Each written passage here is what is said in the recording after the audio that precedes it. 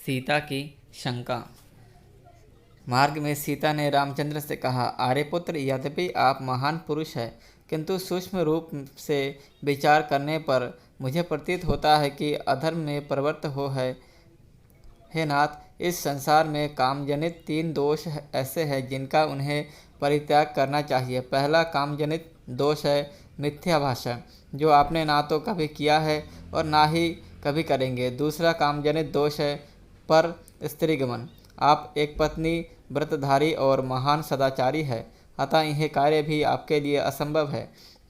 तीसरा कामजनित दोष है बिना बैरभाव के ही दूसरों के प्रति क्रूरतापूर्ण व्यवहार। यह तीसरा दोष अर्थात क्रूरतापूर्ण व्यवहार ही आपके समक्ष उपस्थित है और आप इसे करने जा रहे हैं। आपने इन तपस्वियों के समक्ष राक्षसों को समूल नष्ट कर डालने की जो प्रतिज्ञा की है, उसी में मुझे दोष दृष्टिगत हो रहा है। आपके लक्ष्मण के साथ धनुष धारण कर इस वन में प्रवेश करने के कार्य को मैं कल्याणकारी नहीं समझती। मुझे यह उचित नहीं लगता कि जिन राक्षसों ने आपको किसी प्रकार की क्षति नहीं पहुंचाई है, उनकी हत्या करके आप व्यर्थ ही अपने हाथों को रक्तरंजित करें। मेरे दृष्टि में यह अनुचित और दोषपूर्ण कृत्य है। महाबाहो, पूर्व काल में किसी पवित्र वन में ईश्वर की आराधना में तल्लीन रहने वाले एक सत्यवादी एवं पवित्र ऋषि निवास करते थे। उनकी कठोर तपस्या से इंद्र भयभीत हो गए और उनकी तपस्या को भंग करना चाहा। एक दिन योद्धा का रूप धारण कर इंद्र ऋषि के आश्रम में पहुँचे और विनयपूर्वक अपना खड्ग उस ऋषि के पास धरोहर के रूप में रख दिया।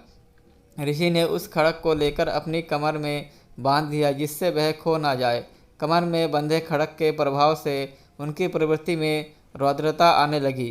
परिणाम स्वरूप वे तपस्या कम और रौद्र कर्म अधिक करने लगे। हे स्वामी, शस्त्र और अग्नि की संगति एक सा प्रभाव दिखाने वाली होती है। आपकी यह भीषण प्रतिज्ञा और आप दोनों भाइयों का निरंतर धनुष उठाए फिरना आप लोगों के लिए कल्याणकारी नहीं है। आपको उन निर्दोष राक्षसों की हत्या नहीं करनी चाहिए जिनका आपके प्रति कोई वैर भाव नहीं है। बिना शत्रुता के किसी की हत्या करना लोग व निंदा का कारण भी बनती है। हे नाथ, आप ही सोचिए, कहाँ वन का शांत तपस्वी अहिंसामय जीवन और कहाँ शास्त्र संचालन, कहाँ तपस्या और कहाँ निरीह प्राणियों की हत्या। ये परस्पर विरोधी बातें हैं। आपने वन में आकर तपस्वी का जीवन अपनाया है, इसलिए उसी का पालन कीजिए। सनातन नियम यही है कि बुद्धिमान लोग कष्ट सहकर भी अपने धर्म की साधना करते हैं। मैं नारी सुलभ चपलता के कारण ही मैं आपको धर्म का यह उपदेश दे रही हूँ, अन्यथा किसमें सामर्थ्य है जो आपको धर्म की उपदेश दे। सीता के वचनों को सुनकर राम बोले, सीते, जो कुछ तुमने कहा है वह सर्वथा उचित है। मेरे कल्याण की दृष्टि से ही तुमने यह बात कही है, किंतु हम लोगों के धनुष धारण करने का एकमात्र प्रयोजन आर्यों की रक्षा करना है। यहाँ निवास करने वाले ऋषि मुनि और तपस्वी राक्षसों के कारण अत्यंत दुखी है।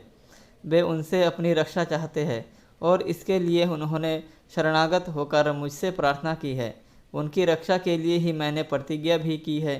क्षत्रिय का धर्म ही असहाय और दुखियों की रक्षा करना है।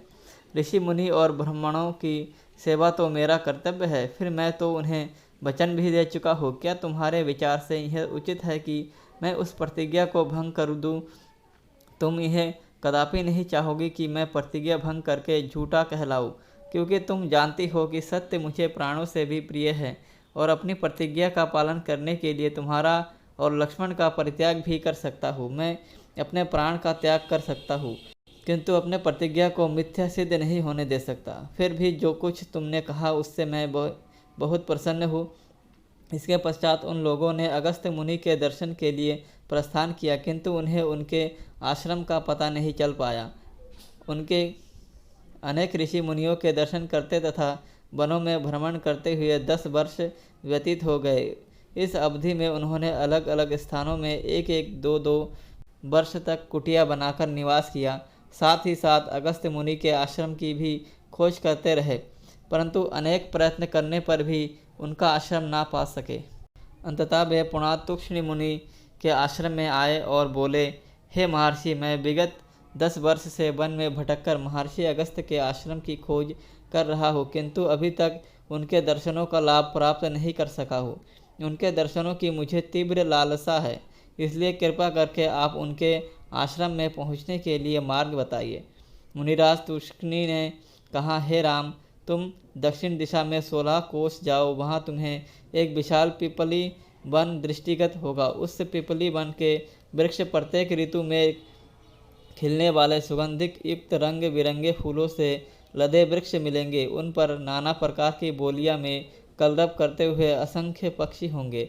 अनेक प्रकार के हंसों, बकों, करंडवों आदि से युक्त सरोवर भी दिखाई देंगे।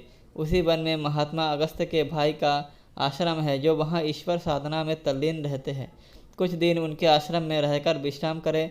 जब तुम्हारी मार्ग की क्लांति मिट जाए तो वहाँ से दक्षिण दिशा की ओर वन के किनारे चलना। वहाँ से 4 कोस की दूरी पर महर्षि अगस्त्य का शांत मनोरम आश्रम है, जिसके दर्शन मात्र से अद्वितीय शांति मिलती है। दोस्तों, अगर वीडियो अच्छी लगे